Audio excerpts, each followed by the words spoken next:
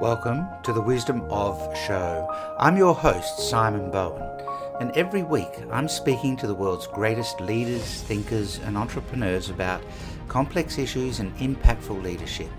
Join us in the Renaissance of Wisdom. Well, welcome to the Wisdom of. This is a show where we're talking to people that are at the top of their field in whatever domain of expertise they're working in.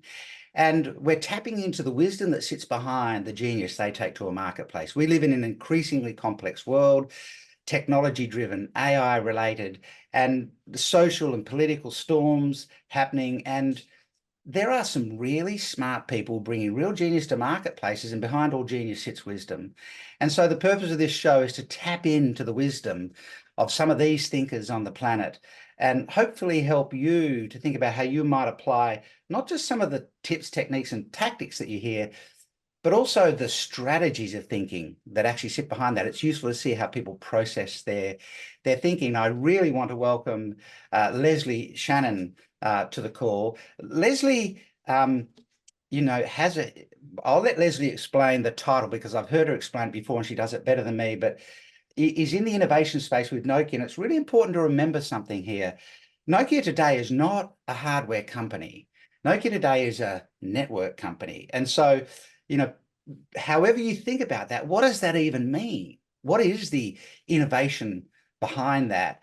And what is the shift that creates? She's also a Novophiliac, which I just love that word, and I'm going to ask her to explain that. So, Leslie, what you might do is let people know what a Novophiliac even is. And I'd love you to position the work with Nokia as well, because I think people might have some maybe incorrect preconceived notions about Nokia. And I'd love you to sort of position that, and then we'll jump into the conversation. Okay, fantastic. Well, Simon, first of all, it's an absolute pleasure to be here. Thank you so much for having me. And yeah, a Novophiliac. I actually had a friend look at me once and go, you know what you are? You are a Novophiliac. And it's someone who's in love with the new and always trying new things, always the same thing twice is not good. So like I always make something different for dinner every night. I always want to go to a different place for vacations. It's a big world out there with so many experiences, and I just want to try them all. So Yeah. that's the heart of Novophilia. Yep. And and so that actually dovetails very nicely with my job at Nokia. But you're absolutely right. We really have the worst brand problem on the planet, I think, because everybody knows us for the thing we stopped doing 10 years Yeah. ago. And yeah, so we don't make mobile phones anymore. We sold that business to Microsoft more than a decade ago. But what we do continue to make is the equipment that phone companies use to actually build their telecommunications networks, both the wireless and the fixed line, the fiber, everything. So they buy the hardware and the software for that from us. And we all I joined Nokia actually in Australia in October of 2000, the day after the Sydney Olympics ended. And even though you can tell I'm originally from the States, but I've always been on the network side. So even while the phone guys were getting all the accolades, us little network people were like, we're here too. And but then, of course, the phone business well, crashed and burned is probably a good way to put it. And and part of the reason, and I had a front row seat for that. At that point, I was up at headquarters in Finland, and so I had a front row seat for all of that. And and what had happened was, I mean, there's a lot of things, but to me, one of the biggest threads was Nokia global mobile phones had set a global target to reach 40% market share of mobile phones.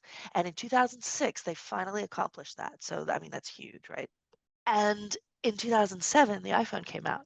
Hmm. But unfortunately, Nokia was so blinded by its own success, by its own feeling that we dominate this market. We don't have to look at what anybody else is doing. And then the second part of it was, well, Apple, they're not a phone company, they're a computer Yeah. maker. And this iPhone, this is actually a bit of a crap telephone. The antenna is not very good. And yeah, it was. But what we missed was that Apple had actually turned the thing in your pocket from a telephone into a computer. And we missed Yeah. that. We really missed it. And now today, yeah, they're just these little Well, and supercomputers that we carry around. that's that great sales pitch that Steve Jobs made from stage when he launched the iPhone. You know, who loves their iPod? We do. Who loves the internet? We do. Who loves their mobile phone? We do. How about if you had all three in one, and pulls the iPhone out of his pocket, right? And I remember the first iPhones didn't even carry your contacts on the SIM card. You know, like, it was weird, you know. Right, right. And there was no app store, and No. all the things we take for granted, none of them were there.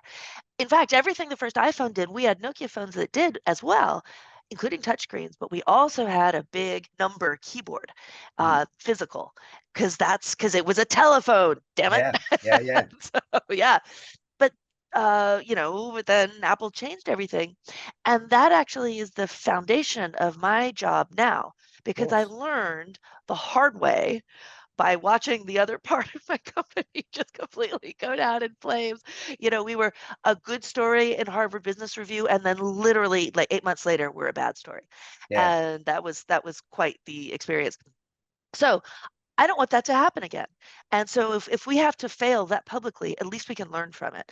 And so my role now, and my title is Head of Trend and Innovation Scouting. And so my role specifically is to look outside our industry, to look outside the telecommunications industry at innovations that are happening in other companies, other realms, to understand what kind of connectivity needs they're expecting there to be, and particularly looking for things that are going to need the networks to do something different than they do today. Absolutely. Right. So both to look for potential threats, but also to look for opportunities. Yeah. And yeah, and it's a really key, I created this job myself, and it's Well, turned out to be, pretty good. well, you know, every company should immediately establish a role called CNO, Chief Novophiliac Officer, and every company should have Love one. You it. know, it's one Love of it. yeah, it's one of Jim Collins' 5 stages of decline, right? Hubris born of success. Oh my God. Yes, exactly. And Yes. it's the most significant stage of decline as a company's climbing that mountain of success that's right before decline, right? And so, if I frame this in my own way for the purposes of the people listening and watching, there's a model that I've been teaching for a long time that says if we look at results over time and we understand what's going on with the human condition, right? Most people want to live down in this status quo zone, meaning I don't want anything to change. So you must drive your family Mm, nuts, mm. always looking for new things, right? Oh no, they're all just like me. Yes. But most people want this status quo zone, which simply means we know and understand all the patterns. We think we know and we understand all the patterns around us, right? Right. But there's this interesting zone through here, which is called chaos, right? Mm, The only thing that makes I'm obsessed with patterns, and the only thing that, which is why I use models, right? The only thing that makes chaos chaotic is that people just haven't seen the connections between the pieces. That's exactly. what make the pieces are there, but they don't see the connections. But the connections are there also, they're just not seeing them, right? The mental model that I have for this, because this chaos realm is where I live, Yeah, of in course. looking at all these just disparate pieces coming from all these different companies. And for me, each element, this company's doing that, and that company's doing that, company's doing that. These are all building blocks that are on the table. Yeah, And our future will be crafted out of the way that those building blocks are put together. And it's open for anybody. The totally. one who actually puts those building blocks together and create and finds those connections and then builds the castle or the dungeon or whatever it is out of the building blocks, they're the ones that actually create what I think is going to be your next arc of the rainbow there, which is, future paradise or however you label it. Well, it is. I heard a quote, um, and it came out of NASA that says Oh, there we go. all progress lives on the far side of chaos. Oh, indubitably. Yes. And so progress, this future ideal, lives on the far side of chaos. These two lines matter because Yes. this line is the chief Novophiliac officer for companies, right? So to take this realization of patterns out of chaos into progress, that's where I think innovation lives. And why I think innovation lives on that line is because it's only innovation if it's executed and implemented. Prior to Yes. that, it's a thought, And right? that's the hard part. Yes. Yeah, yeah. The creativity is not the innovative piece, and often creativity is spotting the patterns. The innovative piece is seeing it. But leadership is this line, which is why I think it's the chief Novophiliac officer. The job of leaders is to lead people into chaos safely. People won't step into chaos because they feel at risk. But if you can lead them through your own courage to go and look at you into chaos safely, you become indispensable as the CNO. By the way, every company absolutely needs a chief Novophiliac officer, and that should be your next book. I know you've written, I know you've written a couple of books, the digital natives, but it's just the next book should be, why you need a CNO, the sort of thing. It's just fascinating. It's And, well, and and impo- actually, and thank you for calling it a CNO and not calling it Chief Officer of Novophilia, because that would be that abbreviated sounds con, weird. and that's just a bad vibe. That's Yeah, that's not what we're that going sounds for weird. here. I think it's important for people to recognize your story about Nokia as well. And I've got a bunch of other questions I want to ask you, so I'm going to move forward. But that, what people need to know inside that story is that was also a business. There's nothing wrong with missing a mark because of the success you've had. It's how you respond. And Exactly. one could argue that being out of the retail market of phones and being in the systems market sitting underneath it might be a better space to be anyway, in some respects. So they're all just business decisions, and the external Well, stories are often not the exactly. same as the internal, I- you know. 100%. And then, for me, the other takeaway, because Nokia as a company has existed since 1865. We're actually a very old company. Wow. And yeah, and so we started off as a sawmill company in Finland, where everything trees everywhere. And that was a hot technology in the 1860s. And then in the 1890s, we took our expertise with trees and evolved into becoming a rubber specialist, because that was another tree product and we knew trees. And then by the 1920s, we were using our expertise with rubber to deliver the insulation. There we go. There's all the syllables for electric wiring. And then that, after World War II, developed into consumer electronics. And so the really key thing to understand about your arcs of the rainbow Mm, there is that once you reach progress, then everything slides down to the lower left again, correct. and that's the new status quo, and you keep going. You're never done. And Correct. Nokia's mistake back in 2006 was, we're done, we're done. Uh-uh. But it's important for people to recognize Nokia was established, when did you say, 1865. 1865, right? So they've gone through multiple iterations of what seems like quite different product ranges. And what people should acknowledge is the success of the company over a much longer time frame than most companies last. And as technology, it's interesting. I want to jump into conversations about tech disruptions, because one of the things that technology does is lift the level at which human labor is valuable. And so, when labor was the primary form of value, human labor was valuable, right? And then we get, industrial manufacturing systems and things like that. And so the bar goes up, and human labor below that is no longer valuable because technology can do it. Now, what's the next thing for humans to do? And so on. And so AI is obviously on everyone's lips at the moment, and that's lifted the bar at which human labor is valuable. I mean, if you're a lawyer drafting basic contracts, your human labor is no longer valuable. Reviewing something that's been created is still Mm. valuable. So technology does have this shift that it obviously impacts humans. I'd love, first of all, just to explore with you, some of I love talking about disruption. So I'd love to kind of get your take on some of the tech disruptions and things that you're seeing. And we might not understand them fully, but I'd love to get your take on some of the stuff you're seeing. Just let's go straight into, down the track, and maybe work backwards from there. Okay, yeah. So, well, as an innovation scout, really, um, I'm I'm always looking for, I mean, there's tons of innovation everywhere all the time. And so the question is really, what is significant? What is actually going to last out of these excellent ideas, these new Mm, ideas that keep coming up from everywhere?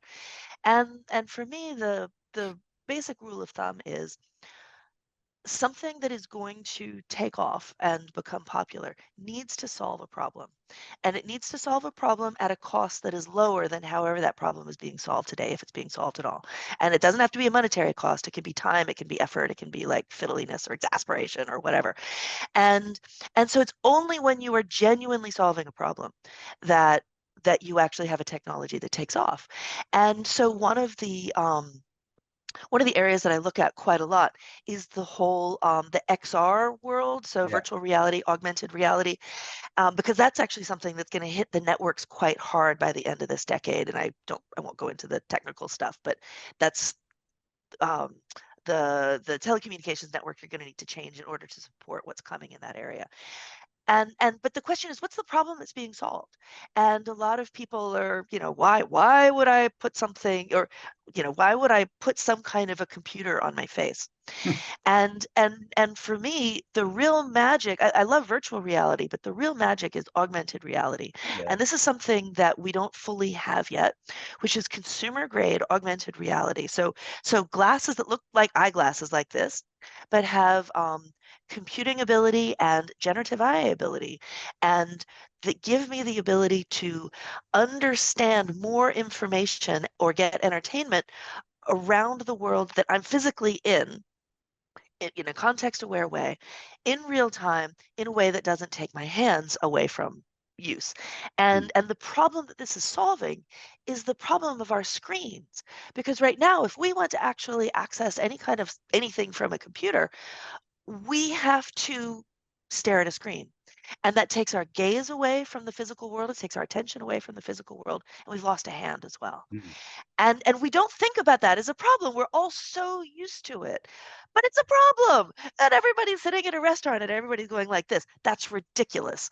If people get hit by cars because they're Yeah. crossing street, it's a safety problem. And what so what we fully expect is that the early glasses, there's going to be some kind of a use case that has utility that is undeniable. And that's going to be the thing that makes people start putting this device, which doesn't exist yet, by the way. So 2030 is kind of when we expect the physics problems to be solved, to be putting this computer on your face, and then we'll be shifting away from looking almost entirely at a screen, and we'll be taking the information that's currently locked behind that piece of glass and distributing it out in the physical world for us to experience as we remain in the physical world, looking at each other directly and with both of our hands free. Wowie. So I'm at an age where I need that to happen much earlier than 2030. We teach people to draw models. There's a few things, humans are analog. Humans are Yeah, still yeah. basically analog, right? As a being, we have a range of emotions and everything else, and are easily distracted. And where you focus someone's eyes, you focus their attention, because so much of the information from the world comes through the optic nerve.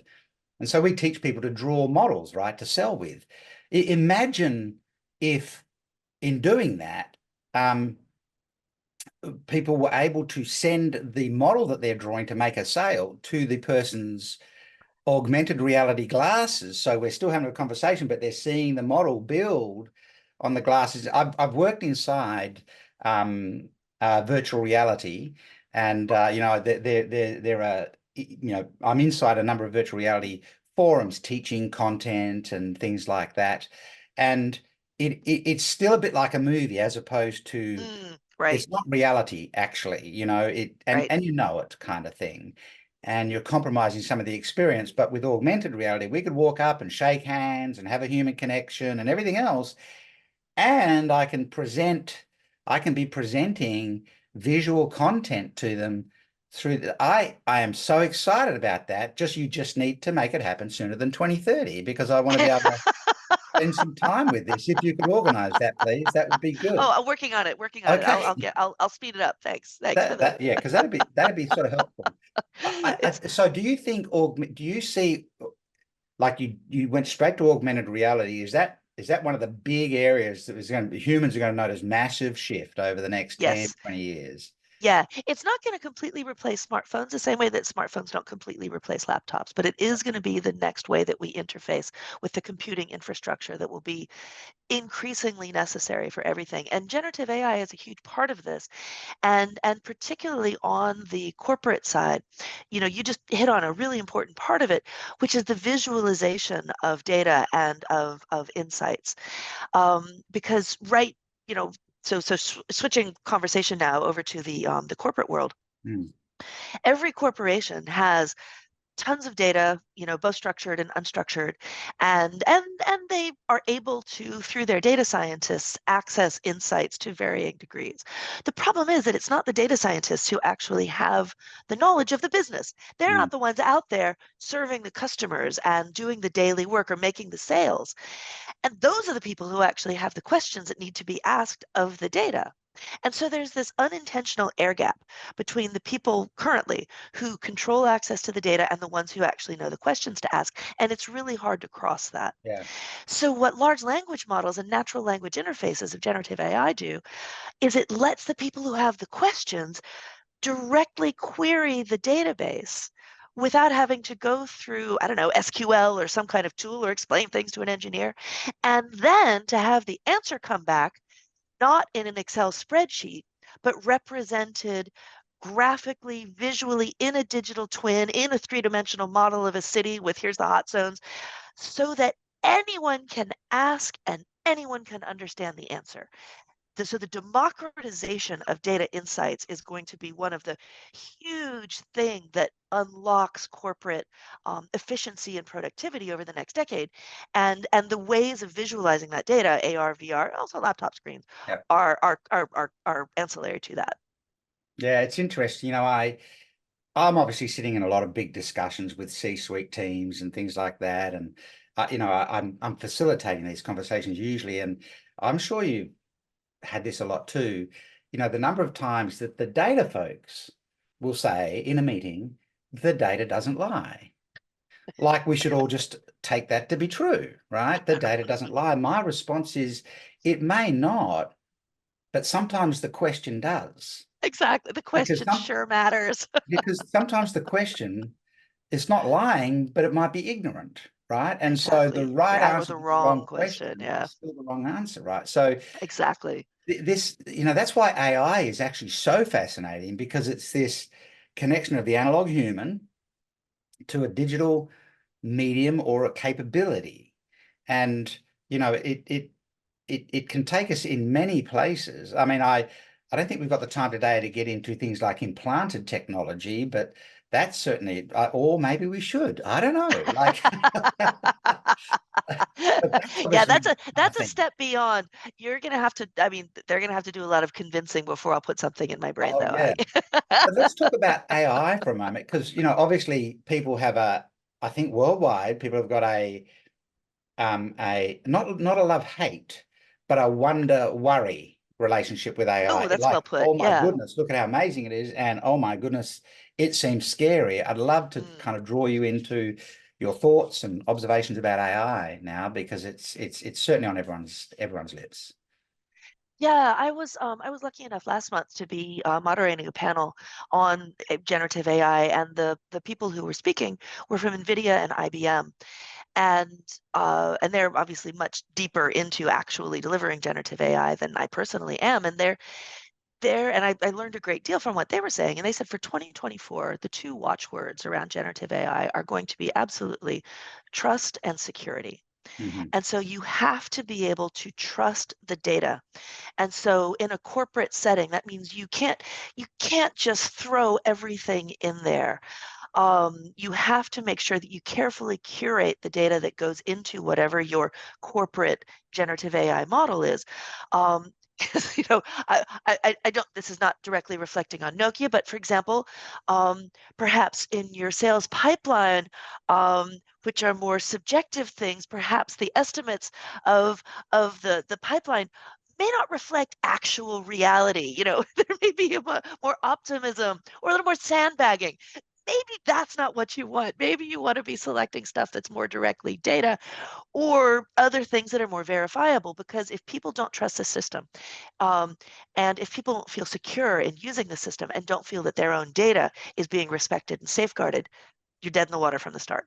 So Mm. trust and security are really the foundation for building what goes on. And I'm talking about corporate data here because that's a smaller walled garden. You at your company, you've got control over that to a certain extent. The whole like messy world out there, the open internet, that's a different problem. Um, but Yeah. but yeah, but it's not a like, oh, hey, we're going to create our own internal generative AI. Let's open up everything. You know, Well, no. we also spend a lot of time in the entrepreneurial space, right? And people have become hypersensitive when a platform says, "Oh, we're implementing an AI transcription tool," or we're implementing, if it's a video-based communication system, or and I'm just noticing everybody's going, well, how much of that's going to find its way into the large language models that everybody else accesses? Because we've got client information going on in this discussion, we've got our own IP and everything else, and of course, people don't really know. So what a lot of them are doing is just not buying, right? Until Mm, even in our own company, every company should have an AI policy now. Every company yep. should have a due diligence process around the Hmm. AI that they use. Let's put due diligence on what we're going to implement. And the AI should solve, I love what you said, it should solve a problem at a lower cost of resource than it's currently taking you. I mean, if people stuck with those rules, they'd make some good decisions in the short term with what is around. And you know, the shifts in technology are undeniable. I mean, my first working life was actually in electrics and electronics. So Ah. yeah, I come from way back. Now, this is going to disclose my age a little bit, but um, with the shift into digital technology in the transport industry. So, it's like a long time ago, but technology will keep changing and humans have to figure it out. And so that kind Right. of brings me to the conversation about, Gen Z and Gen Alphas, and you've written digital natives around that. So Virtual natives, virtual virtual natives. natives, digital native, virtual natives, right? So the the baby boomers, and I'm on the tail end of the baby boom, are too quick to dismiss younger generations as, not really informed, or they don't do it the way we did it. But that's because the way they're doing it is where it's going. And Yeah. I think what have you learnt? I think we've got to make sure we get the lessons from the younger generations who are intuitive. What have we learnt from these virtual natives? As you've studied this and written about it, what are some of the lessons? And maybe even in the context, if you're a company and you're employing people, Mm, here's some things to think about. I'd love to. right. One of my friends and colleagues actually posed this question to me. It's like, look, kids are always rebelling against what went before. Why do we need particularly to listen to this generation? And actually, Simon, you said the magic word earlier, which is analog.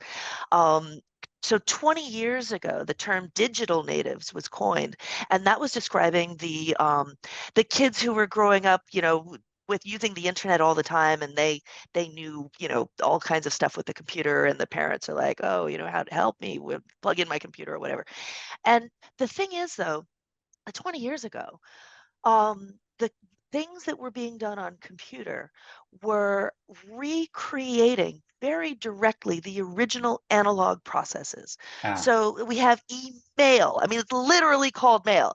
It literally looks like a little floppy disk on your desktop when you save something.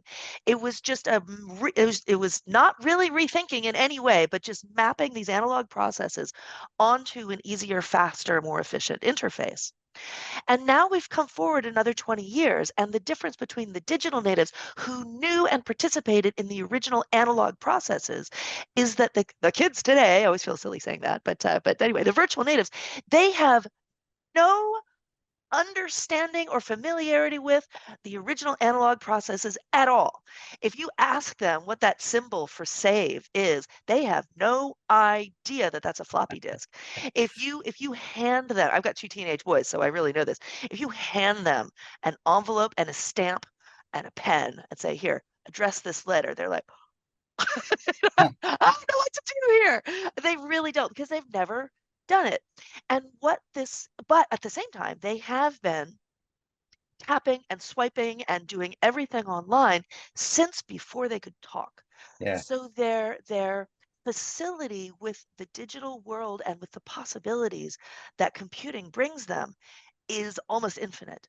And they're unmooring from the original analog processes, which unconsciously guide us into channels in the way that we think about things. They have utter freedom to rethink processes. And so when I use the term virtual natives, I'm really referring to pretty much everybody born since the year 2000. And what's happening is now they are just now coming to adulthood, and they're like, what the heck?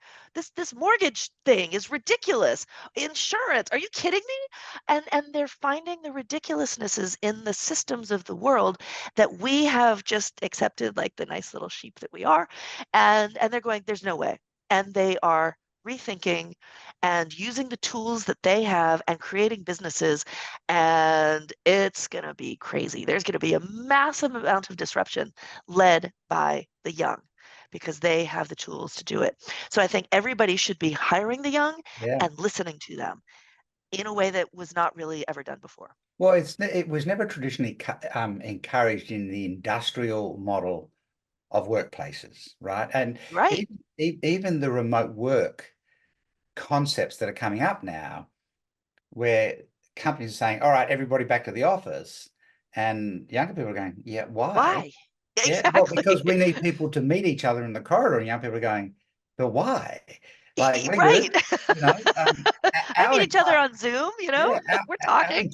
our entire team is remote because our staff are all over the world, and I listen to them on their team meeting, and they're having a blast. Now, would it be any different if they're in a room together? And I suspect not really, you know. And we can get them together every now and again throughout the year, and I think it would be just as effective. And it is true that, you know, these virtual natives, as you coin it, and my apologies for saying digital natives because it's a term that's in my mind, right? But Right, coining right. this new version of virtual natives, they have the freedom of fearlessness.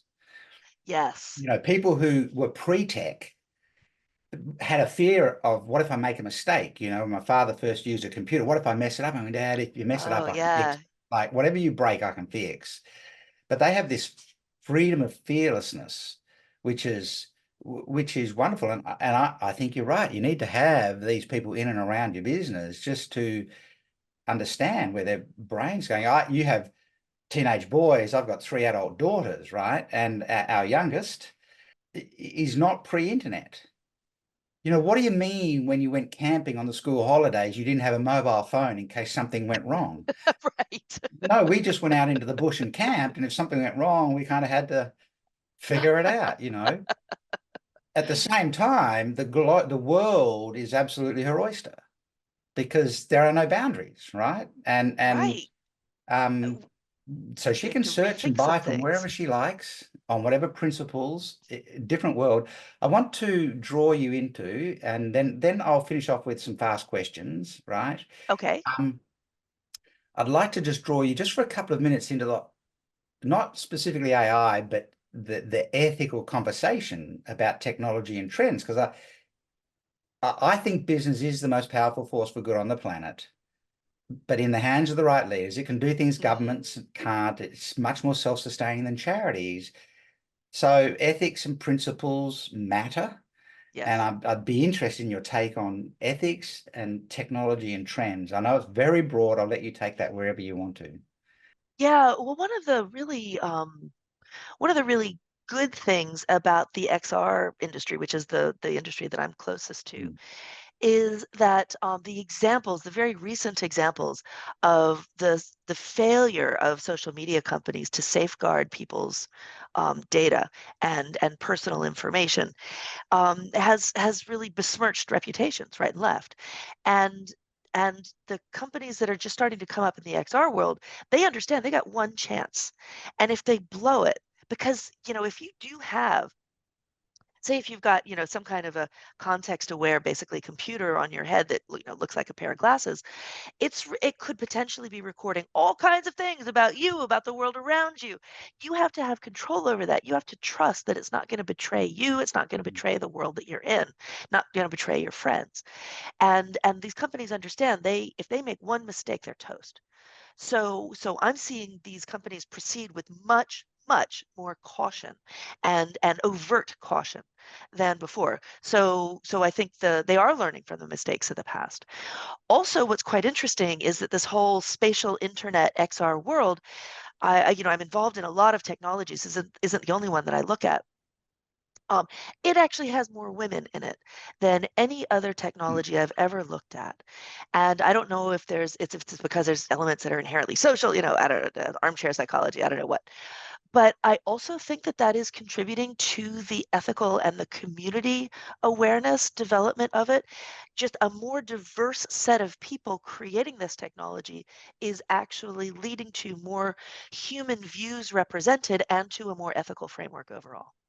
So that's fascinating. There is this potential that as we move further and further towards augmented reality and AI and other, um, you know, deep tech, um, it actually could drive a much higher level of ethical practice inside companies because they get this one shot. I think that's a really important distinction, that companies are going to get one shot at something if they're doing it, as opposed to the past where you can fail your customer base multiple times and you'll still make sales and things. Like, it's Yes. pretty incredible that people see a 7 out of 10 as a pretty good interaction with a company, right? It's like, yeah, like it's like a dentist saying, you know what, I'll only hurt you 30% of the time. It's just, but no, I want to come in and have pain-free dentistry, and you get one shot at it and you hurt me, I'm going. Wouldn't it be Yes. fascinating if this movement towards a much deeper digital world, much deeper augmented reality, drives a much higher level of ethical practice inside companies? I mean, that is fascinating. Well, and I think part of it is actually the disruption that's going to be coming from the younger generations who do have a very high overall ethical standard. Yeah, they do. And they're going to be the ones who are coming up with the disruptions. Oh, this dentist hurt you. Well, now try my, special. I created this in my backyard with, 6 computers and a roll of sticky tape. That doesn't really sound very, very convincing dentistry, but anyway. Roll of sticky tape. I hope you're good for getting off plaque. I don't know, um, but they're going to be coming up with disruptions and other ways to do it, and they're going to be looking for the opportunities when the large established companies that do things the old way, when they fail, they're going to be looking for those gaps and darting into them. Well, they'll probably create the gaps too. You used insurance Oh, as an yes, example.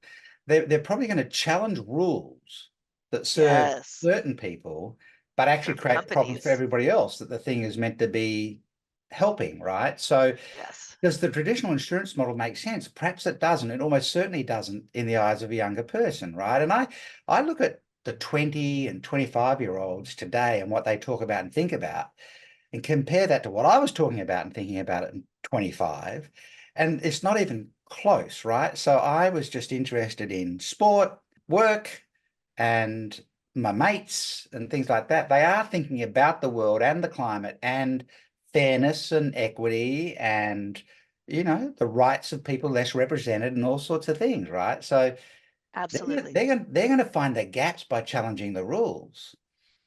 And they're And going in to another rethink. 10 years, they Oh, are going to be the leaders. So, yes, and they're going to be rethinking and questioning things that would consider to be sacrosanct.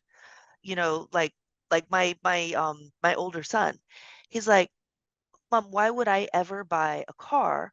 I've run the numbers. It makes absolutely no I've run the sense numbers. financially. The purchase of the car, the upkeep, the insurance, it is much cheaper for me to just take an Uber my entire life. Yeah, And I've so run, I've run the numbers. I've run the numbers, Who right? are you? And Where so, did you come from? What are you? well, that's him. Show His me the brother wouldn't be spreadsheet. running the I numbers. didn't use the spreadsheet.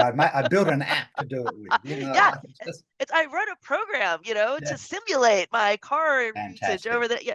Yeah. So they're rethinking the value of university education. They're rethinking all these kinds of things that we, in retrospect, just marched into like the good little citizens that we were and still are to a large extent. Yeah. And because they've got the power to do it differently, and they are. So every company should have a chief Novophiliac officer, and that chief Novophiliac officer should have a percentage of their team that are virtual natives. What I think there's a huge message in this is that you like the hubris born of success. You just can't stay in a traditional model and go, we're at the top of the market and we're winning. Right. Because Right. in today's world, the market will take it away from you at that kind of speed.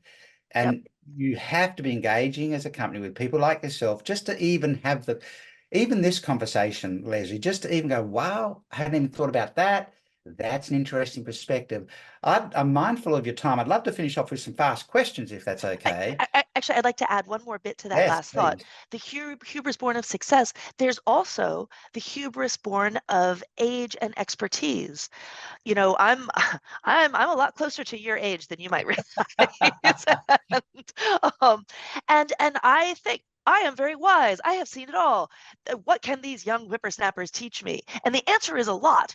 And so we need to not be blinded by our hubris of our life experience to not listen to these younger people who have this different, and I really emphasize different mindset that can actually be incredibly valuable to ourselves and to our companies. There's a difference between wisdom and opinion, right? And Right. so what does it take to form and hold on to an opinion? Well, it takes two things. You form the opinion based on knowledge, experience, things you've learned, right? Fine. But to hold on to an opinion, you have to um, make the effort to stay ignorant of all other facts to the contrary. So you can only Which believe as humans we do really well. you can only believe the world is flat if you ignore all other evidence, right? And so opinion is incredibly dangerous. The difference between wisdom and opinion is wisdom means you're holding on to some things and you've got spots of ignorance and perhaps we should figure them out. And the virtual natives are going to challenge all of those points of ignorance for the older generations, and then they'll come through and the next generation will be challenging them, right? So Yep. The you're a keyword is Novophiliac, you humility. like to look forward, you Yep. like And to, I'm humble. I'm humble. I'm constantly questioning my own assumptions well, and never assuming that I have the answer. so There is no the answer. one of the Yeah. threads I keep seeing in really successful people who are leading thinking is that they have a degree of humility. They have a lot of gratitude for what's going on and they have a degree of humility. Humility is not a weakness, it's a superpower, right? Yeah. And it's something I see over and over again in the people that I have on the show and the people that I see that are really, really successful. So, in the interest of time, I'd love to ask you some fast questions. So, Oh, yes, as yes, yes. as a Novophiliac looking forward and wanting everything new, if you could travel back to any period in history, any Oh, period, where and when would you go, and maybe why? oh, I would actually love to go back to the late 19th century when the machines are just beginning and everything is very mechanical. And but yet there's this one foot very much still firmly in a very rural life. And yeah, I don't know, there's something about that shift that I think was very difficult for a lot of people. But it's so small compared to everything that happened afterwards, yet it was so gigantic compared to everything that had gone before. Because, for the 2000 years before about, 1840, people were living the same way. And then suddenly everything starts changing. And I would love to witness that change. Yeah, fantastic. And I'd be interested if you could solve one mystery or question, one big mystery or question in the world. What would it be, and why would you want to solve that mystery or question? Why do we hate our neighbors more than just about anybody else? Okay, well, I didn't expect that answer, but it's a great answer. It's a great Yeah, answer that's probably not, you're probably aiming because for there's something a a little whole more lot of technological there. well, if we extrapolate neighbor to mean neighboring nations, or Correct. Yeah. you Yeah. know, it's actually that would be a great question to solve. Do you have, and I'd love you to answer this as a Novophiliac, right? Is there any underlying philosophy or principle that you hold on to that drives almost every, and you've elicited a few of them already today, right? Mm. But is there any underlying philosophy or principle that kind of guides a lot of your thinking as you're in this Novophiliac role? Just question everything, and um and and and imagine connections. It's interesting. My training, my education. I have to actually have a master's degree from Yale in the history of art, Right. and in the history of art, you learn to look at things and to analyze things in a very non-linear way. You look at some kind of image and you figure out what it means, and you're drawing on the visual evidence and literature and history and science, and you bring everything into the picture. Right. And so looking for connections that might not be obvious, that's, oh, I love doing Yeah. that. But finding the patterns that are highly relevant. Finding the patterns, actually, that's what you do as well. Yeah, it does lead me to one last question, which is, what did a young girl who grew up to be a Novophiliac actually want to be when she was? um, I actually wanted to be I wanted to be a surgeon, actually, because I thought the delving into the human body, and and solving problems, and always something new. Oh, what's this? Okay, was great. But I was completely driven away by the bureaucracy that surrounds the medical profession. Even decades ago, when I was at university, I began university as a pre-med and ended up in the history of art, because I felt that that actually explained the human condition far better than cutting people open did. Yeah, And well, that was what I learned at university. Yeah. fantastic. Well, university did its job. Um, I have lectured at university in the past, and a part of the job of university is to grow people up, and hopefully you do that through dialogue and debate and, a wider exposure to thinking than just here's what you've got to learn sort of thing. So, this has been fascinating. I've loved this conversation. I love technology, and technology is no longer a strong enough word for what it all is, but I love where the innovations that are coming. And so it's been a joy for me to be able to spend this time with you and just get some of this insight from someone who's in the space all the time, the chief Novophiliac officer for Nokia. And I have to redo my business cards. and I really want to thank you for giving this time so generously. I also want to thank everybody who has been listening or watching the show all the way through. If you really listen deeply to what Leslie's just been sharing with us, there's guidance there for leaders in business for how you position your company into the world that we're heading into. There's guidance there for the virtual natives, for the role that the world's going to need you to play, and maybe the roles you need to step into now while you're trying to get these older folks to figure it out. And the older folks, how do we bring wisdom that just comes from years lived into this brave new world? And so I really appreciate everyone that's stayed on all the way through. And Leslie, thank you so much for the time that you've given us. Simon, it's been such a pleasure for me as well. Thank you so much. Thank you.